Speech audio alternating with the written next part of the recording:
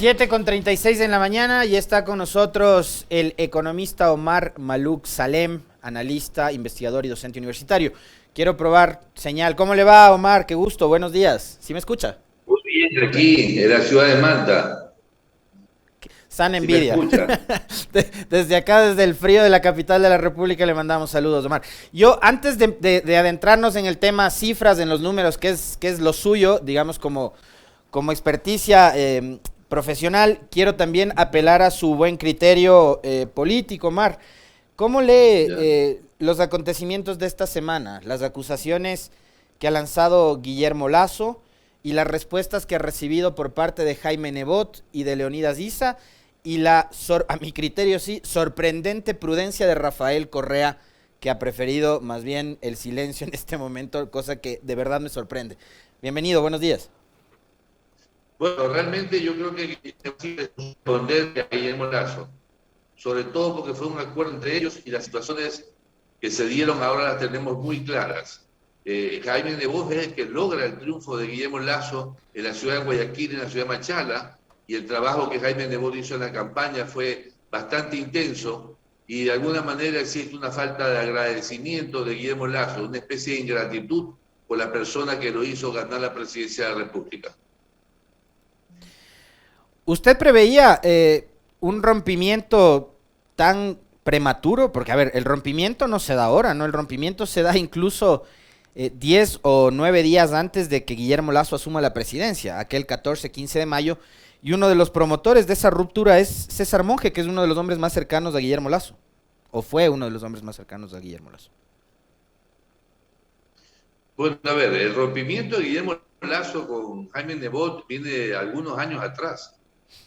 A mí me preguntó personalmente Guillermo Lasso, ¿qué crees que tengo que hacer en mi problema con Nebot? Yo le dije, no lo enfrentes nunca, simplemente insiste en ser candidato a la presidencia, pero nunca lo enfrentes, porque enfrentar a Jaime Nebot puede ser un costo político muy alto. Y se está dando lo que yo le dije a Guillermo Lasso hace algunos años. Economista, vamos a entrar ya en materia para hablar sobre lo que han sido la publicación de estas últimas cifras. Hablábamos al inicio, cuando Guillermo Lasso asume la presidencia, que había una suerte como de luna de miel, que digamos eso no ha ocurrido únicamente con Guillermo Lasso, históricamente ha pasado con todo mandatario que asume el poder, hay una suerte como de luna de miel, y en este caso había un colchón muy interesante que le podía haber ayudado a Guillermo Lasso si es que lo usaba estratégica y comunicacionalmente de la manera adecuada, que era el de la vacunación, para poder prolongar ese respaldo ciudadano, esos altos números en credibilidad y aceptación a su gestión. Pero vemos que empieza a desinflarse, pero también de forma muy prematura. Y fíjese usted algo, estas cifras que publica Perfiles de Opinión, el cierre del análisis del estudio es el 4 de octubre, justo ese fin de semana en donde explota lo de los Pandora Papers, es decir, que tampoco es que esa encuesta recoge el coletazo que vino después, las publicaciones de la prensa internacional, las intervenciones de algunos actores políticos, mediáticos en el Ecuador también, que le han dado con todo a Lasso, ¿no? Y que han sido muy críticos con respecto de su participación en estas inversiones en paraísos fiscales, cosa que todavía no nos queda del todo claro. ¿Cómo entiende usted y cuál es la lectura que hace también de las cifras que han sido presentadas por la encuestadora Perfiles de Opinión esta semana? Bueno, yo entiendo que creo que son adecuadas, pero como usted lo dijo, fueron antes de los Pandora Papers. La medición mía fue el lunes y martes de esta semana, es decir, después de Pandora Papers, y ya hay una caída mayor. Yo tengo un 31% de grado de aceptación en Quito, con 250 encuestas, y en Guayaquil, con 250 encuestas, un porcentaje del 22% de aceptación. Si yo mi encuesta respecto a los perfiles de opinión, tiene una diferencia de 6% en cada una de las mediciones. Es decir, los Pandora Papers significaron un 6% más de caída en la aceptación de Guillermo Lasso, que en estos momentos debe estar en un 26% de promedio a nivel nacional. ¿Usted considera que, y ayer lo conversábamos con Luis Fernando Torres, ex asambleísta y ex alcalde de Ambato por el Partido Social Cristiano, que esta caída que es más pronunciada en la ciudad de Guayaquil se debe en buena medida a la disputa abierta que hay entre Guillermo Lasso y Jaime Nebot, o tiene o influye mucho más temas que desde mi particular punto de vista son más profundos, son más de fondo, son más estructurales, como la inseguridad y la crisis carcelaria que se ha profundizado en Guayaquil. Hay 7 variables que han determinado la caída. La crisis carcelaria es una de las más importantes. El incumplimiento de las promesas de campaña también es otra importante, significativa. El incremento en los precios de los productos, sobre todo los combustibles y productos como el hierro, el cemento y otros, que han subido por la crisis internacional, pero que de alguna manera el pueblo se lo imputa a Guillermo Lasso. También está el tema de Jaime Nebot en Guayaquil. Jaime Nebot le endosó prácticamente un 15% de votos, gente que está muy resentida por la disputa entre ellos, y etcétera. Hay algunas variables, como por ejemplo el hecho de no haber ajustado la tasa de interés a tiempo en plena crisis económica con un país que no crece. Es decir, Guillermo Lasso está atrapado entre su proyecto creando oportunidades, que tampoco ha sido bien visto por una gran parte de la ciudadanía en el Ecuador, sobre todo en la ciudad de Guayaquil y Quito. No ha llegado con ese proyecto a la gente, ha tenido problemas de gobernabilidad con la Asamblea, y la misma ruptura con el Partido Social Cristiano y con Rafael Correa le ha quitado imagen a Guillermo Lasso. Entonces, son 7 variables que han afectado y que han hecho que él caiga. No creo que ha caído 40% o 30%. Lo que él ha caído es alrededor de un 20%. Él nunca estuvo en 73%, como dijo Cerrato, ni nunca estuvo por encima del 50%. Su popularidad con la que arrancó la presidencia fue con la que ganó la elección, que es el 51% de los votos válidos, que viene a ser el 42% de las personas decididas. Si ha caído del 42 al 26, la caída es aproximadamente un 16 a 20%, no más. Ahora, tampoco se puede entender, Omar, que ese 52, 53% con el que gana el 11 de abril, digamos, es un voto de confianza absoluta a Guillermo Lasso, porque también hay un buen cúmulo de votos de rechazo a la otra tendencia. Entonces tampoco es que es un voto de fe ciega. La caída tiene varias explicaciones. Una, el pierde el sector indígena. 2, pierde los votos de Jaime Nebot. La gente que tiene aceptación alta en la ciudad de Guayaquil con Jaime Nebot, que tiene un 33% de grado de aceptación en Guayaquil. Tiene un problema de crecimiento de precios en la economía. Tiene un proyecto de ley creando oportunidades que no ha calado hondo en el pueblo. Por el contrario, la reforma laboral es muy agresiva y mucha gente piensa que no es conveniente para el pueblo ecuatoriano. Tiene el tema de los Pandora Papers. Tiene el tema de la crisis carcelaria, que fue una caída importante. Entonces, todas esas caídas suman el 16% que ha caído del 42 al 26% a nivel nacional, sobre todo en la ciudad de Guayaquil, que está en niveles del 22% de aceptación, mientras que Jaime Nebot tiene una aceptación del 33% y Rafael Correa tiene un grado de aceptación del 38%. Correa tiene más aceptación en este momento que Nebot y Lasso. Correa tiene 38% de grado de aceptación en la ciudad de Guayaquil. Nebot el 33% y Guillermo Lasso el 22%. En Guayaquil, increíble las cifras de... ¿Cuál es la razón, Omar? Esto sí me llama poderosamente la atención. Digamos, en la última elección vimos que sí, que las provincias de la costa, Manabí, Guayas, venían ya a convertirse también en una suerte de bastión del correísmo. Andrés Arauz le ganaba 3-1 a Guillermo Lasso, pero sucede que con el apoyo de Jaime Nebot, esa gente social cristiana indecisa decidió votar por Guillermo Lasso, pero ahora está arrepentida en un gran porcentaje, casi la mayoría. Por eso es que la caída en Guayaquil es más fuerte, porque los votos que él tuvo en Guayaquil fueron de Jaime Nebot. Mañana con 49 minutos estamos conversando con Omar Maluk Salem. Como les decíamos, él es un analista, investigador de datos, docente universitario. Hablando de lo que es en este momento la situación en cuestión de cifras, ¿no? Y el desplome que ha sufrido en su credibilidad y su imagen el presidente de la República, Guillermo Lasso. La encuestadora Perfiles de Opinión hizo un estudio, una muestra de campo entre el 2 y 4 de octubre han sido publicados estos datos. Las ciudades de Quito y Guayaquil, los resultados revelan una drástica caída en la calificación de la gestión de Lasso. Según la ficha técnica de Perfiles, se hicieron 621 entrevistas a hombres y mujeres de 18 años en adelante, y donde más estrepitosa es la caída es Guayaquil. Y yo le preguntaba a nuestro invitado, y ahí sí quiero tener la respuesta con más nitidez en la comunicación, de por qué Guayaquil, digamos, es donde más credibilidad y donde más aceptación tiene en este momento Rafael Correa. Bueno, Rafael Correa desde hace mucho tiempo tiene una mayor aceptación en la ciudad de Guayaquil. En la ciudad de Guayaquil estaba ganando Andrés Arauz a Guillermo Lasso hasta que intervino Jaime Nebot y lo subió el porcentaje a Guillermo Lasso.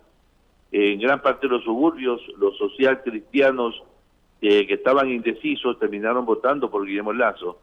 Y entonces en estos momentos ha perdido esa popularidad que tenía de los social cristianos, de los seguidores de Jaime Nebot, que en Guayaquil son el 33%.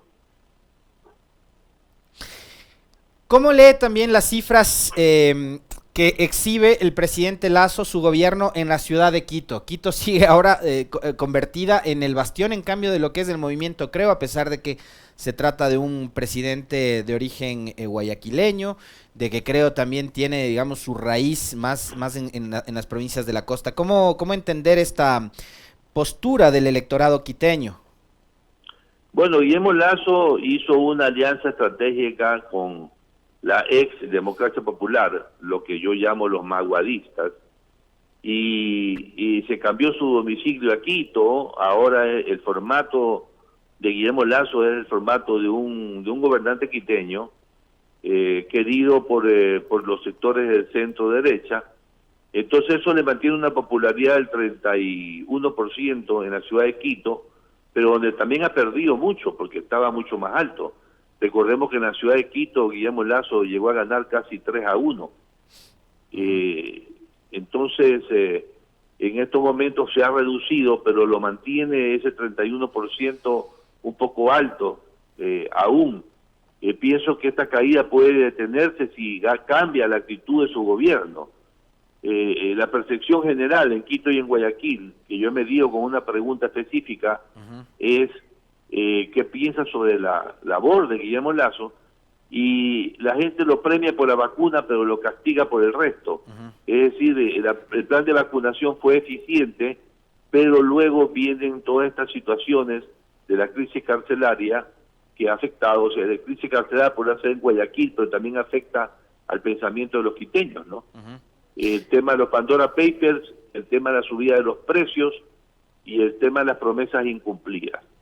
Entonces todos esos vectores están afectándolo, y en Quito tiene un 10% más de grado de aceptación que en Guayaquil, pero no es tan alto como era cuando inició su gobierno. Correcto. Ahora, a la par, al mismo tiempo que Guillermo Lasso enfrenta, digamos, un desgaste en su imagen, ¿esto es normal después de haber transcurrido apenas 5 meses de gobierno, Mar? O sea, digamos, ha habido procesos que han tenido un nivel de desgaste tan fuerte históricamente en el país en tan corto tiempo. Hay dos bien claros: Abdalá Bucaram y Lucio Gutiérrez.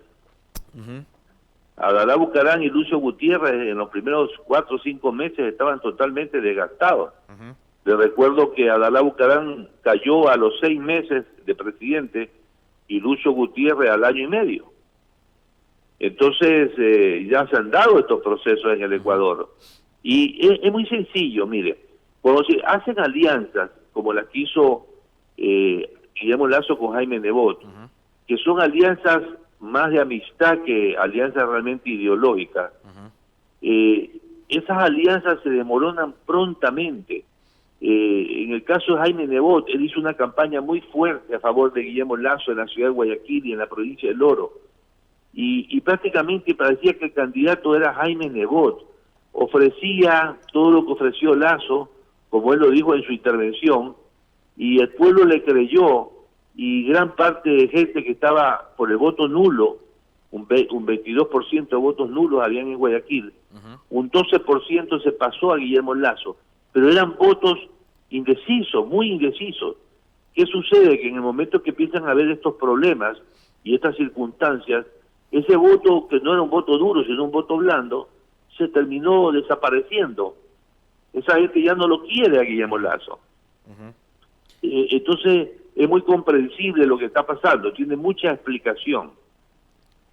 No fue una alianza ideológica. Usted conoce perfectamente bien cómo es la idiosincrasia del guayaquileño, y conoce también muy bien cuál es, digamos, la tendencia, las afinidades, las antipatías que hay entre los grupos económicos, políticos, sociales de Guayaquil. ¿Usted cree que este rompimiento entre Nebot y Lasso es irrecuperable, que ahí esto se rompió y no vuelve más?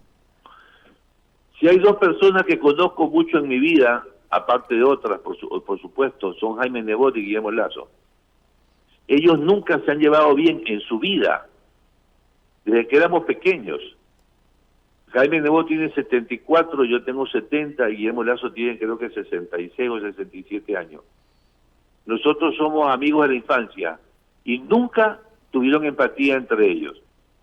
Cuando Guillermo Lasso me preguntó a mí cómo hago con Jaime Nebot, que no me quiere dejar ser presidente, y yo le dije, simplemente tú tienes que persistir en ser candidato para que él te permita hacerlo. Si tú dudas, él te va a bajar. Nunca hubo simpatía entre ellos. Ahora, una cosa que he notado yo, no sé si usted va a coincidir conmigo, Omar, pero una cosa que he notado es la similitud en el discurso, en los mensajes, en la forma de comunicar y en el relato de Guillermo Lasso con su antecesor Lenín Moreno, porque ya empezó a hablar de defender Quito, del golpismo, de la conspiración, y yo creo que en este momento Guillermo Lasso debe estar a la expectativa, y todo su tanque de pensamiento y sus asesores, de que la oposición, esta que él dice se ha juntado en un triunvirato, cometan un leve desliz, ¿no? Un error. Entonces, que me armen que vengan, que se manifiesten, y ahí me van a terminar dando la razón. Entonces, yo sí noto una similitud entre lo que ha sido el discurso de estos días de Guillermo Lasso con Lenín Moreno. ¿Usted cree que va por ese camino? Otra vez, digamos, el gobierno ahora de Guillermo Lasso va a montar un proceso persecutorio similar al que ocurrió antes. Y esto le pregunto, ¿sabe por qué? Porque uno de los asesores principales de Guillermo Lasso para la segunda vuelta fue Jaime Durán Barba, y Jaime Durán Barba, en una entrevista en este medio de comunicación, en el programa La Pizarra con Alfredo Serrano, dijo que uno de los más grandes errores que había cometido el morenismo fue haberle victimizado permanentemente al correísmo, y hoy vemos que Guillermo Lasso no se saca de la cabeza la figura de Rafael Correa. Su prensa hace exactamente lo mismo, sus opinadores hacen sus funcionarios, la ministra Vela habla permanentemente de Rafael Correa. ¿Qué esperar de esto, no? ¿Qué es lo que usted cree que se viene en los próximos días? Yo creo que va a continuar el patrón del anticorreísmo. La única boya de salvación, o sea, la única arma de ataque que tiene Guillermo Lasso en este momento es el anticorreísmo.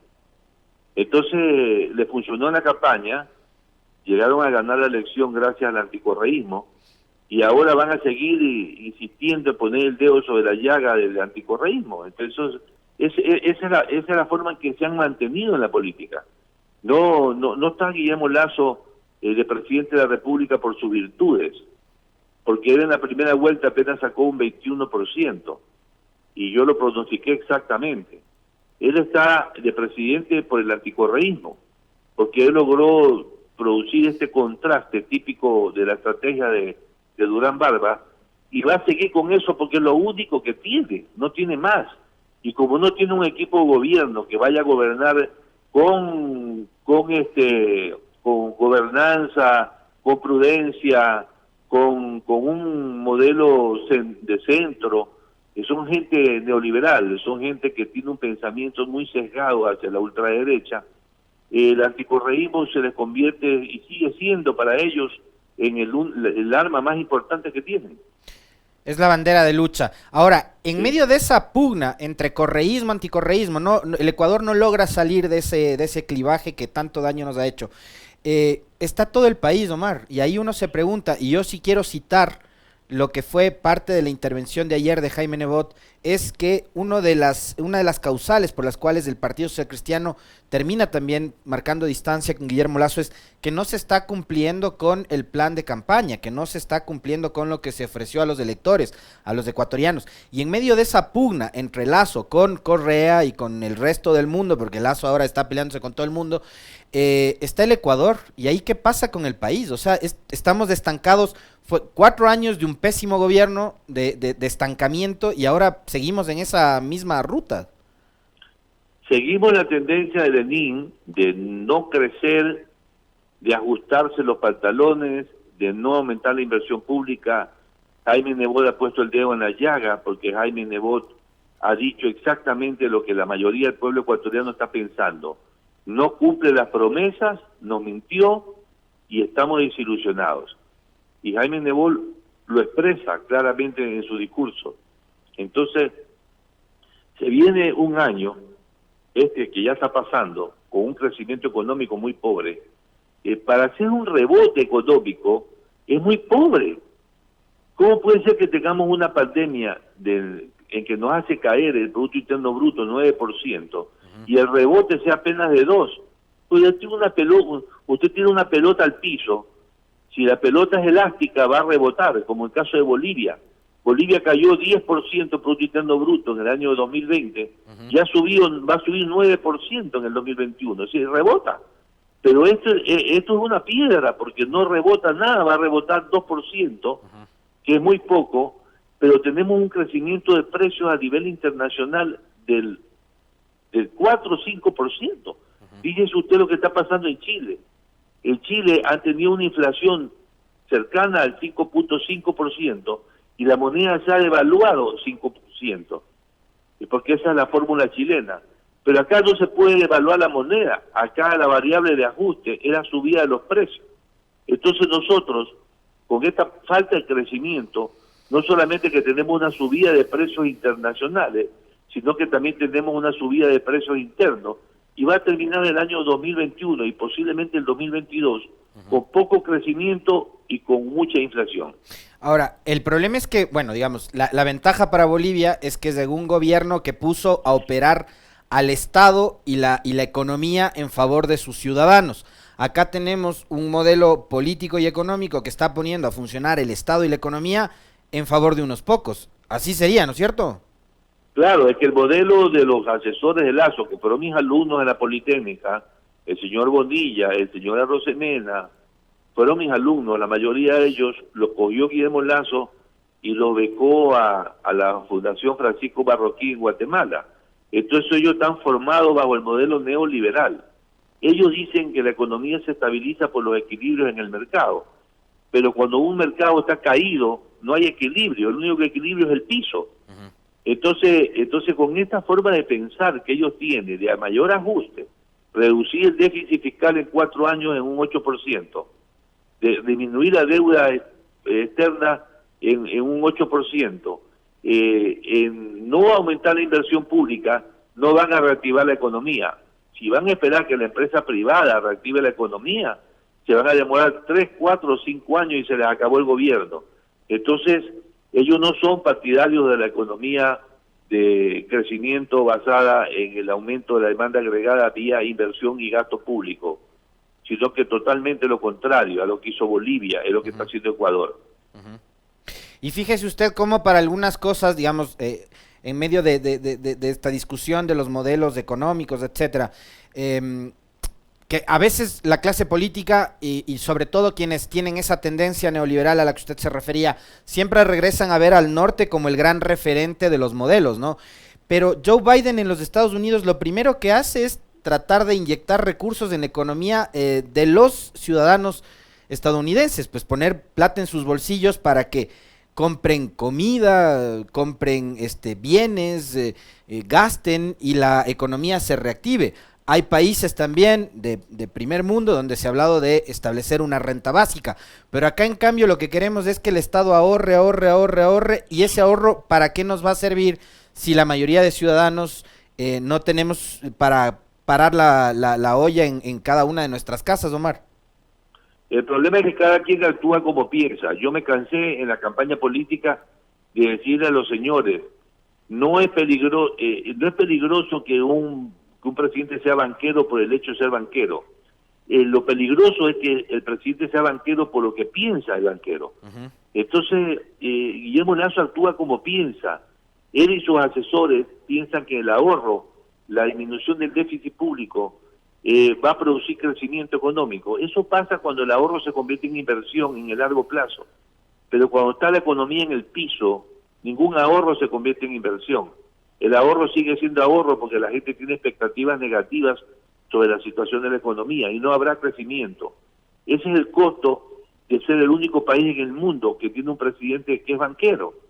Los demás países como Argentina, Brasil, Bolivia, Chile, Colombia, están expandiendo el gasto público, están inyectando dinero, crédito a las empresas al 1 o 2%, créditos que ofreció Guillermo Lasso y que no los ha cumplido. ¿Cuáles son las expectativas, ya para ir cerrando el diálogo, se nos va terminando el tiempo, Omar, las expectativas que usted tiene con respecto del anuncio hecho por el gobierno a partir de la última entrevista que tuvo Guillermo Lasso, de que este proyecto de ley enorme de 341 artículos, que era la ley de creando oportunidades, que no cumplía con lo que mandaba el 136 de la Constitución en referencia a la una sola materia, lo va a dividir en tres, tributario, laboral, inversión. ¿Cuáles son las expectativas que usted tiene con respecto del contenido de estos tres proyectos de ley y cuánto van a aportar a la reactivación económica del país? Bueno, yo hubo un acto de solidaridad con la patria, le solicité que haga eso y me alegra mucho que lo esté haciendo, pero en el momento que va a dividir los proyectos en tres, el plazo que se va a demorar cada proyecto, el tratamiento de cada proyecto de ley, va a hacer que todo esto se dilate. Creo que le han doblado la mano a Guillermo Lasso. Él estaba con la actitud prepotente de insistir en su proyecto y de publicarlo en el registro oficial, cueste lo que cueste. Ahora ha dado marcha atrás, eso es muy positivo, es un triunfo de la Asamblea, y pienso que la Asamblea, para mantener su imagen, debería darle paso a esos procesos, a esos proyectos, debatirlos en el Pleno y rechazar lo que es malo y aprobar lo que es bueno. Es tiempo de que se haga eso en el Ecuador, que se rechace lo malo y se apruebe lo bueno. Con eso posiblemente se vaya todo lo que queda del año, y el próximo año ya veremos en qué forma el presidente Guillermo Lasso retoma el manejo económico y político. Pero yo pienso que es un presidente en total minoría, que ha perdido credibilidad, que tiene minoría también en la Asamblea, que tiene una popularidad ya baja, y que va a tener que moverse con pinzas porque si no se le puede complicar el panorama político. 8 de la mañana con 7 minutos. Le queremos agradecer a Omar Maluk Salem, analista, investigador y docente universitario, por haber aceptado la invitación a este diálogo. Siga disfrutando de Manta, Omar. Un fuerte abrazo. Muchas gracias. Les cuento que me salvé porque yo venía detrás de los carros que se cayeron en el puente. Ah, cierto. Sí, felizmente yo me paré a comprar unas tortillas en Sancán y esos carros que se cayeron, el Vitara negro y el carro blanco, iban delante mío. Y bueno, tuve la suerte y ya estoy aquí en Manta, gracias a Dios. Le mandamos un abrazo, Omar, muchísimas gracias. Igualmente, gracias a usted.